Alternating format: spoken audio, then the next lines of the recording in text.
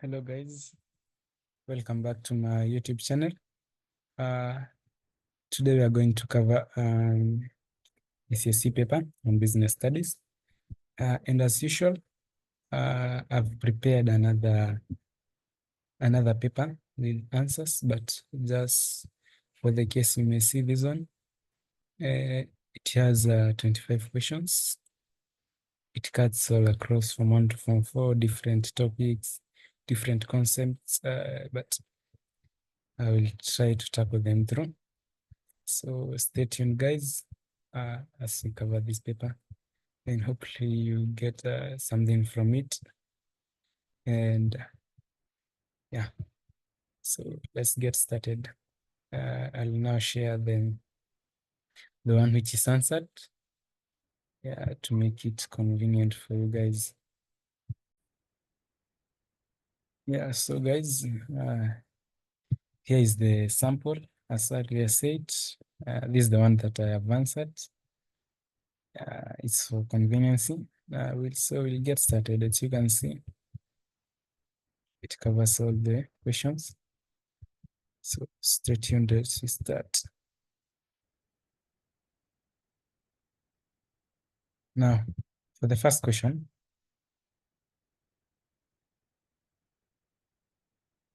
give an example. In each case, outline the difference between renewable and non-renewable resources. An example in each case, and outline the difference between renewable and non-renewable resources. So for the first question,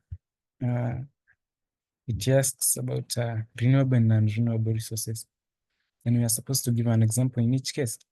So for renewable resources, guys, you have to know what is a renewable resource and a non-renewable resource. So for renewable resources, these are basically natural resources that can be replenished naturally over time. Or in other words, you can say that a renewable resource is the ones whose usefulness or whose use can be restored after use. They don't get depleted, They are not subject to depletion. So what do we mean by this? For example, if you take the case of wind energy, solar energy, like anything that is natural, wind energy, solar energy, they cannot be depleted. Today we have sun, then it will be night, then tomorrow we'll have sun's rays again, it continues over and over again. You can't use solar energy to depletion. So that's an example of a renewable resource. Okay, sorry. Yeah, the renewable resource. But now for the non-renewable resources, resources whose use leads to their depletion. That's a very simple explanation that gives you a mark. Is a resource whose use leads to its depletion, or in other words, are resources that exist in finite quantities and cannot be replenished once used. So, take for example, here we have used the case of coal. If you burn coal, you can't replace it.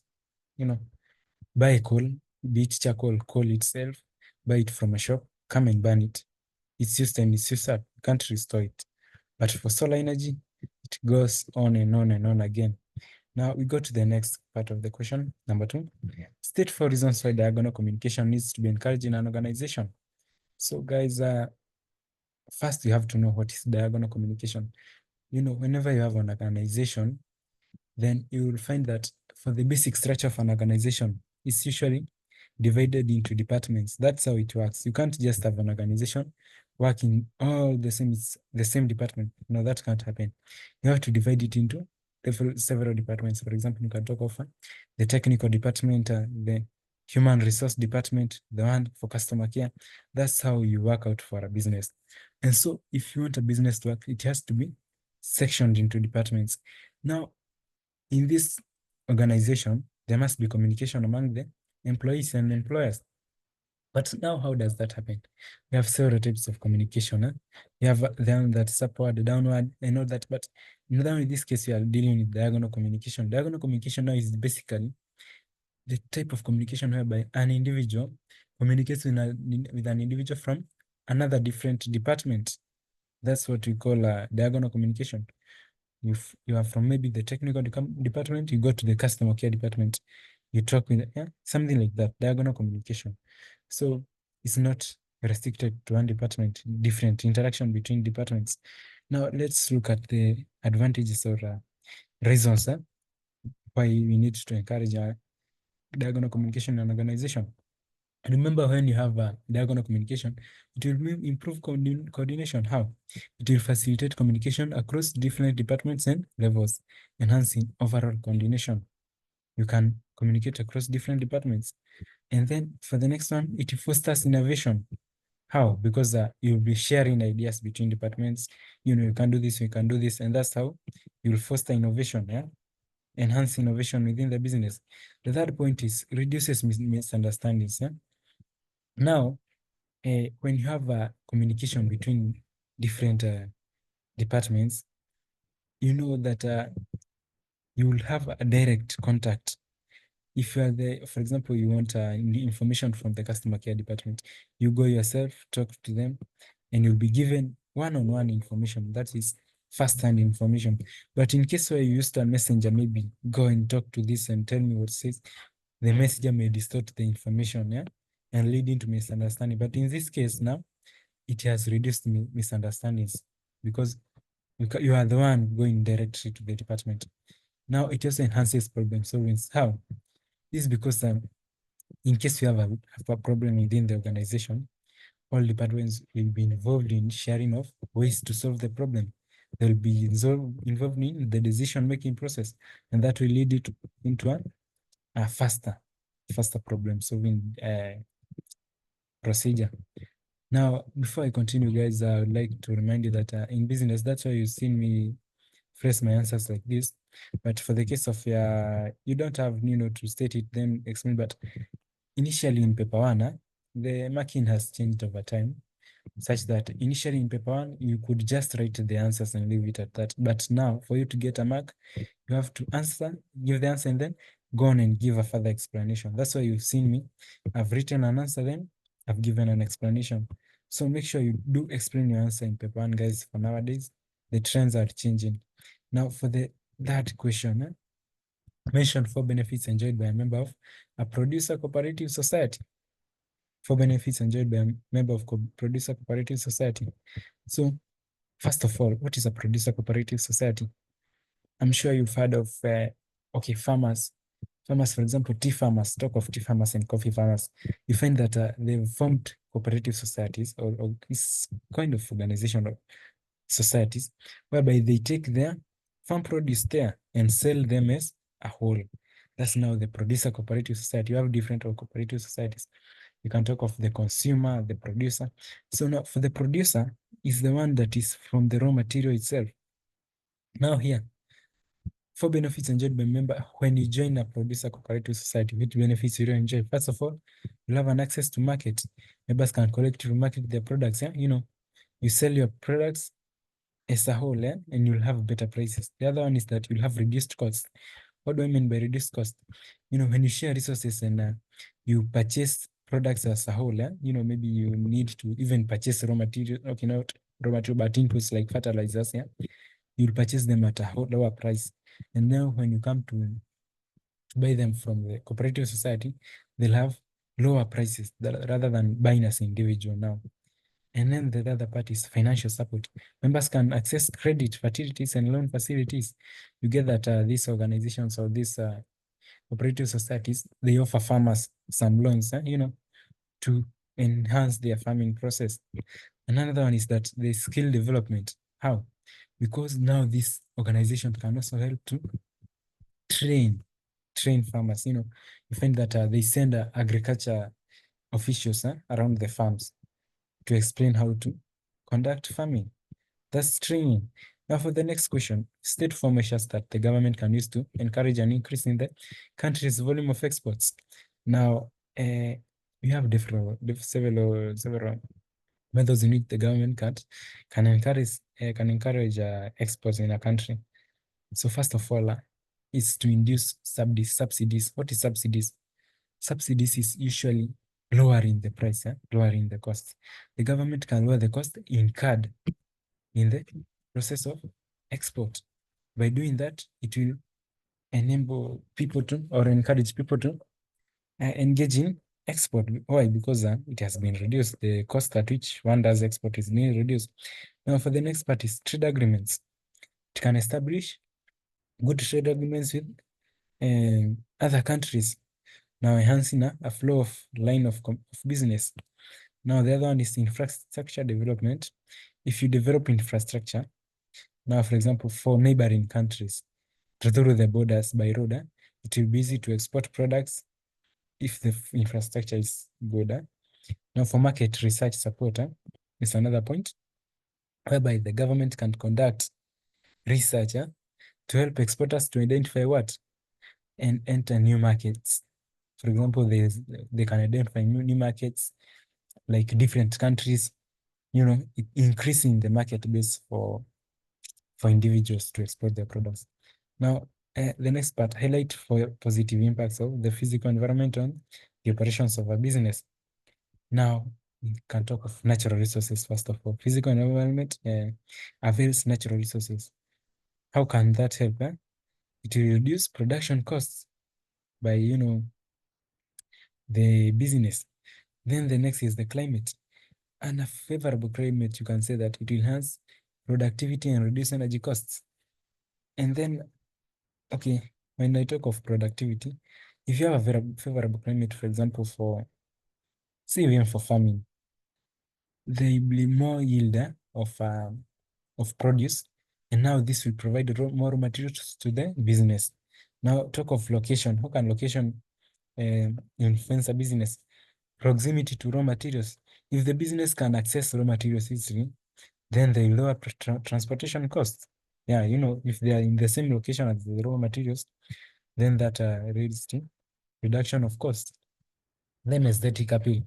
So a pleasant physical environment can attract consumers by and improve employee morale. Now for the next question, highlight 4 problems associated with the monopoly market structure. Now, what is a monopoly? Mono means one. So monopoly market is a type of market structure in which we only have one buyer. No, not one buyer, one seller. In the whole market structure, there's only one seller selling that uh, specific commodity. For example, we can talk of, for the case of Kenya, you have Kenya Power. Kenya Power is usually a monopoly. Why? It's the only one that provides electricity, electricity to individuals. So monopoly is the type of market structure whereby you have only one seller. So there are problems associated with monopolies. One of the problems is that there'll be higher prices. Why? There are no competitors. If there are no competitors, the organization can set its prices as it wants. And basically, you can find that in most cases, monopolies exploit consumers. They set their prices high because they know there's no one to oppose them at all. The next one is poor quality. Yeah, if you are the only one producing a commodity in a certain area, then obviously you can even decide, why do I have to improve the quality? There's no one competing with me. There's no complication if I just provide them a lower quality because they just come to me. That's another problem of having a monopoly. Then there will be no innovation. Why? Innovation will require investing money. And now the owner of the monopoly just say, why do I have to invest money in this? Why do I have to innovate and produce more better goods? All the customer base is mine. So I don't think there's a need for me innovating. Then the next one is resource misallocation. Now you find that this owner will allocate resources as he wants, not according to customer needs. If he decides, you know what, the resources will go to more of the resources will go to my homekeeping or my, what do we talk of, the quality of how employees are served and all that. But for the customers, he decides to segregate a small portion. There's nothing you can do about it. And now, outline roles of mass media in promoting consumer protection. Now, consumer protection is a very important factor in business because without consumer protection, consumers will be exploited. How? High prices, low quality of goods, in inadequate quantities. Now, talk of Roles of mass media in promoting consumer protection. How can mass media promote protection of consumers? First of all, it helps in information dissemination. What is dissemination? It's like distribution of information. It will educate consumers about their rights and available products. If you inform consumers that we have this, these are your rights, you can access this, then consumers will be able to reach out. And then awareness campaigns. It will be raising awareness about unethical business practices and harmful products. For instance, say, just a case example, say like we have a business called, just taking a case example, it's not a real business, even just talk of maybe, let's say even the name of the business is Innovative Publishers. But then this business has been exploiting consumers, providing low quality services. So now it can raise awareness campaigns telling consumers, don't go to this, don't go to this because you'll be exploited. Better go to this or this. That's how it can do for the case of the consumers. Now, advocacy. Remember that consumers are being exploited every now and then, but if you show them that there's a way, there's a way that you can advocate for their rights, they'll be more motivated to fight for their rights. And then for the last one is a feedback channel here, as you can see. The feedback channel, now probably the feedback channel is a way in which the consumers can relay their complaints, tell the a way to tell the government, now we don't want this, we want our rights to be upheld. That's a feedback channel can be offered by mass media. For the next question, outline 4 services offered in agency banking as a trend in the banking sector. So agency banking, what is agency banking? So agency banking is a new trend in the banking sector, whereby it offers okay, I know you know these guys. For example, let me take off a bank like Equity. Equity Bank has agents all around because you'll find that the branches are distributed well across the country, but everybody can't go to the bank every now and then. They'll be very crowded, So now they've introduced agents, bank agents. It's like a semi-bank or something of the sort. So now you're being told to outline services offered as in the banking sector. Now it's almost the same, okay, generally even the same as those offered in the bank, but just that they are not those so many. So you can talk of, for example, at an agent, you can go at an agent to deposit, to withdraw cash, to deposit cash, to pay bills. Like, for example, you want to pay for e-citizen or something of the sort, you go for bill payments. You can go for account opening. You want to open an account, where you'll be depositing your money, withdrawing. You can do it at an agent. And the other one is that you can get a mini statement balance inquiries. You can go to to an agency and tell, I want to know my balance. Can you please check my balance? And he'll do the same. Now, for the next question, you're being told to state the best type of machine one you'd use to perform the following tasks. First of all, now, each machine can be used to trim papers into desired sizes. Now, look at this word, desired sizes. This is the keyword. If you want to trim your papers into desired sizes, use a machine called a guillotine. This is the guillotine. It's the one used for trimming papers into desired sizes. Now, if you want to post information to ledgers and prepare payrolls, now this is simple, guys. This is basically the computer. Why? You'll find that most digitized businesses, they have computers. Why? So that they can arrange their information in an orderly manner through ledgers, and even for paying the customers, not customers, but rather talk of the employees preparing of payrolls. They use computers. Now, to transmit printed messages such as letters, maps, diagrams, and photographs, I use a fax machine. Fax machine is the one that, you relay information. It's like you send an information, but on the receiver send, it will come as a typed information. It's usually loaded with paper such that when a message arrives from the sender, you just hear the fax machine typing automatically. That's how we call it transmit printed messages. Now, for destroying sensitive but unwanted documents, use another machine called a shredder. A shredder, for example, see that okay, it can be used for many purposes. Maybe there's an information you don't want to be it to be accessed by another, for security purposes. You don't want it to fall into wrong hands. So you can destroy it completely using a shredder. Yeah, so that's about it. Now go to the roles of advertising agencies in product promotion. Now, guys, you find that if you open a business, by producing a certain product, every now and then you like, consumers to know of your business existence, the services they offer. Now, this has been made easy by there are agencies for advertising. You know, now you go to the advertising agency and tell them, you know what, I want you to advertise my business. I want it to have a greater reach to the consumers. They can know of the existence, the products I offer. Yeah. So now you use an advertising agents. Now, these advertising agencies have devised several ways in which they can advertise products. First of all, we have creative design. This is whereby they develop creative content for advertisements that attract consumer attention. How is this?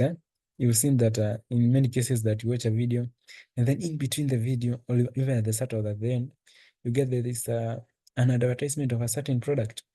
They provide these advertisements, develop creative content. Some of the advertisements are even very capturing. Okay, they capture your attention such that you want to know more.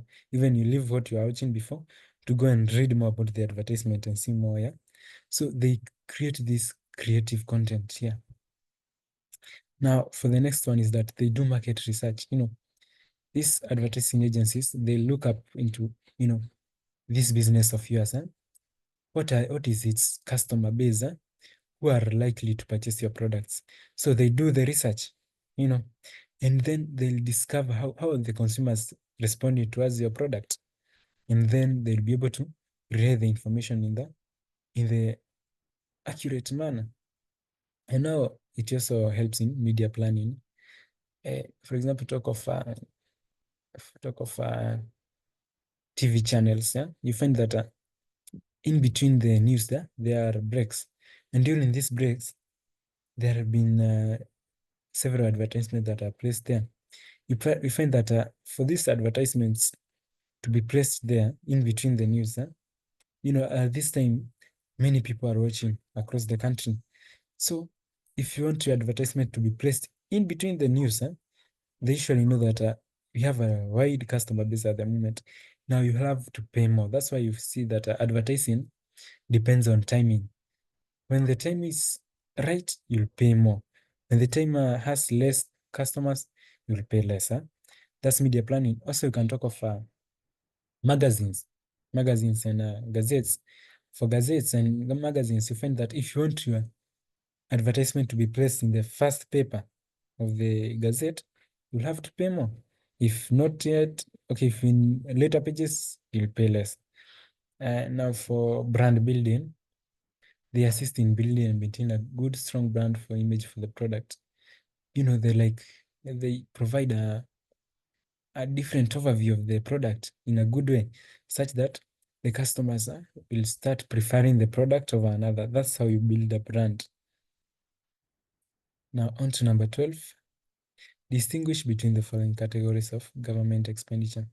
Generally, you have two types of government expenditure. You have the recurrent and the capital. Now, generally, if you see of recurrent, just know that this recurrent expenditure, it does not generate income for the government. But for the capital, it's an investment. So it's like a long term, you're expecting to generate income maybe in the future. So for capital, it will generate some kind of talk of income. But for recurrent, nope. So for example, talk of recurrent, you can talk of expenses like required for the daily function of government, such as salaries. Yeah. When you pay salaries, it's like you are giving out from what you have and giving it out. So you're not generating income. But now for the capital expenditure, you see that government can invest in building the roads, schools, hospitals. Now does the government get income from this? Through taxes. It will impose taxes on such projects. such that when you want services, you have to pay some tax. If you pay tax, government will generate income. Now we go to the next question. Highlight 4 differences between hypermarkets and departmental stores. Hypermarkets and departmental stores. So hypermarkets and departmental stores, they are generally they are different in various ways. And now if we start with the size and scale, the hypermarkets are usually larger. They are larger compared to departmental stores, and they offer a wide range of products. Not just larger, they offer a wide range of products, such as groceries and general merchandise. But departmental stores, they focus on specific product categories. You can talk of maybe at departmental stores, focusing on clothing, clothes, shoes, something of the sort. But hypermarkets, they offer a wide range. Now for the location, hypermarkets are usually located in suburban areas. Suburban areas, these are areas which are okay, there are towns which are developing. They are not in this cities exactly, but developing towns, suburban areas with ample parking. But now for the departmental stores, you get them in city centers. Go to cities, you find a departmental store. Go to shopping malls, that's a departmental store. And now go to the next part, difference, is that the pricing strategy of the hypermarket, they're often lower prices. Why? Because these hypermarkets, they purchase goods at a bulk. So they are offered discounts, which they extend to the consumers. So consumers will buy at lower prices. And now for them, whereas for departmental stores, they focus on premium products. So for premium products and services, you have to pay more. Now for self-service and assistance, you'll see that for hypermarkets, it's like supermarket. You have to shop on yourself. Self-service, you find the goods packed in shelves with the price tags. So you have to take them and go to the counter. But for departmental stores, you find there's an attendant for you eating. You say, I want this and this, the attendant retrieves them for you. So that's basically on the differences between hypermarkets and departmental stores. So guys, we won't cover the whole paper today. Yeah, we will cover halfway. We've gone up to halfway. The paper goes to up to number 25. So kindly make sure you watch on the next part I'll be uploading, covering the next part of the paper. But it's been a pleasure, guys. Kindly ensure you subscribe, support my channel, and also, you'll get to be notified if any videos are uploaded. Yeah, and it's been a pleasure. Have a good night. Have a nice day, guys.